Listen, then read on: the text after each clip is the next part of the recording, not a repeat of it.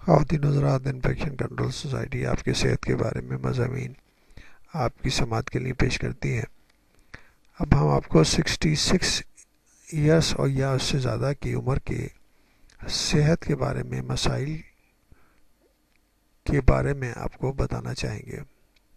آپ 66 ایئر کے ہوں یا 86 ایئر کے، آپ کی جسمانی حالت کمزور ہونے کی کوئی وجہ نہیں۔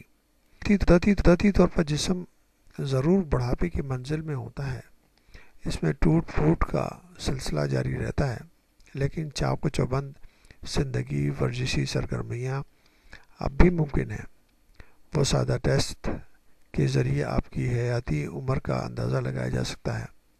پہلا ٹیسٹ یہ ہے کہ اپنی آنکھیں بند کریں اور ایک ٹانگ پر توازن برقرار رکھتے ہوئے کھڑے ہو جائیں۔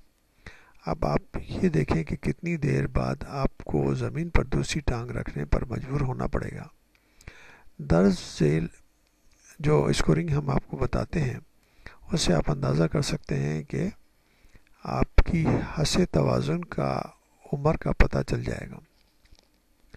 20 سال کی عمر میں 51 سیکنڈ سے زیادہ دیر تک کھڑے رہ سکتے ہیں۔ 30 ایئرس کی عمر میں 41 سے 50 سیکنڈ تک آپ ایک پاؤں پہ کھڑے رہ سکتے ہیں۔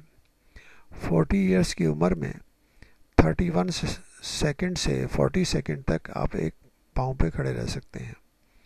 50 ایئرس کی ایج میں 25 سیکنڈ سے 30 سیکنڈ تک آپ کھڑے رہ سکتے ہیں، اور 60 ایئرس سے زیادہ 25 سیکنڈ سے کم رہ سکتے ہیں۔ اب آپ اس اندازے سے آپ اپنے آپ کو اندازہ کر سکتے ہیں کہ آپ کی صحت کیسی ہے۔ دوسرا ٹیسٹ یہ ہے کہ پہلے ایک موم بتی جلائیں اور پھر اسے پھونک مار کر بجھائیں۔ جس فاصلے سے آپ کامیابی کے ساتھ یہ کام کر لیں گے، وہ فاصلہ آپ کے سانس لینے والے اعضاء مثلاً پھیپھڑے، ہوا کی نالی وغیرہ کی عمر کا واضح اندازہ کر دے گا۔ 20 ایئرس میں 1.5 میٹر سے آپ بجھا سکتے ہیں۔ 30 ایئرس کی عمر میں 1.25 میٹر کی دوری سے آپ بجھا سکتے ہیں موم بتی کو۔ 40 ایئرس کی ایج میں 1 میٹر میں آپ کی فاصلے سے آپ موم بتی کو بجھا سکتے ہیں۔ 50 ایئرس کی ایج میں 0.75 میٹر کی دوری سے آپ موم بتی کو بجھا سکتے ہیں، اور 60 ایئر سے زیادہ 0.75 میٹر سے کم دوری سے آپ موم بتی کو بجھا سکتے ہیں۔ آپ کی عمر کے اکثر افراد ٹائپ 2 ذیابیطس کی شکایت کے یعنی کہ شکار ہو جاتے ہیں، اس لیے آپ کو خون کی شکر کی مقدار پر نظر رکھنی چاہیے۔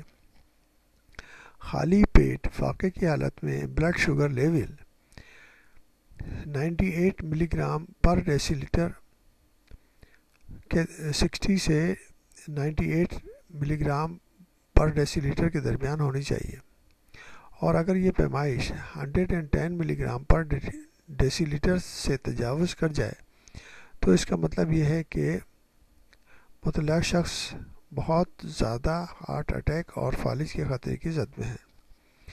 اس عمر میں 10 میں سے 3 ہارٹ اٹیک مہلک ثابت ہوتے ہیں۔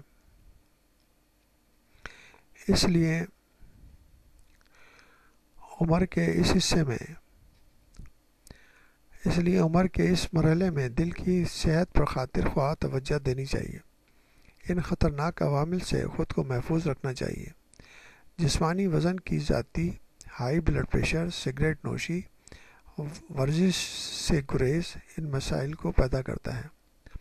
آپ خواہ کوئی کھیل کھیلتے ہوں یا صحت مند طرز زندگی گزار رہے ہوں، اس کے باوجود آپ کو سال میں ایک بار میڈیکل چیک اپ ضرور کروانا چاہیے، اور ساتھ ہی ہارٹ اٹیک کی ابتدائی انتباہی علامتوں میں سے اچھی طرح آگاہی ہونی چاہیے۔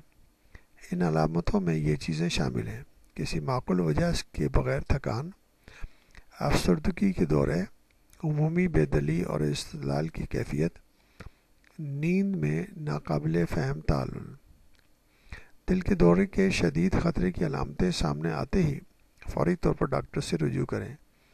یہ علامتیں آپ کو ہم بتانا چاہیں گے۔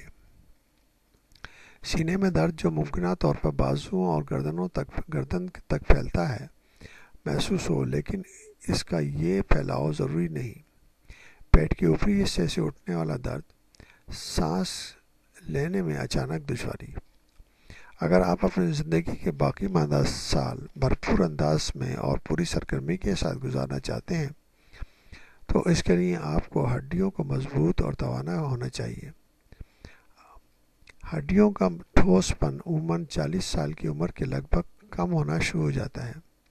ہر سال ہڈیوں کی 1% کثافت کم ہو جاتی ہے۔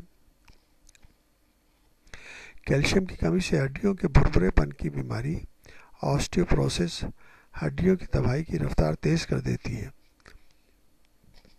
جس سے فریکچر کے واقعات ہوتے ہیں۔ یہ خرابیاں عموماً ان خواتین میں دیکھی جاتی ہیں جو سنیاس یعنی کہ مینوپاز کے مرحلے سے گزر چکی ہوتی ہیں، لیکن آسٹیوپروسس میں کروڑوں مرد بھی مبتلا ہیں۔ آسٹیوپروسس کی ایک وجہ ورزش نہ کرنے کے باعث ہڈیوں میں منرلز کی مقدار کا کم ہونا بھی ہے۔ اس کے تدارک کی بہت سی ترکیبیں آپ کے پاس ہیں۔ علاوہ ازیں کوشش کریں کہ غذا کی صورت میں کم از کم 1 گرام کیلشیم آپ کے جسم کو فراہم ہو جائے۔ اس کے ساتھ آپ کو سگریٹ اور شراب سے بھی پرہیز دور رہنا ضروری ہے۔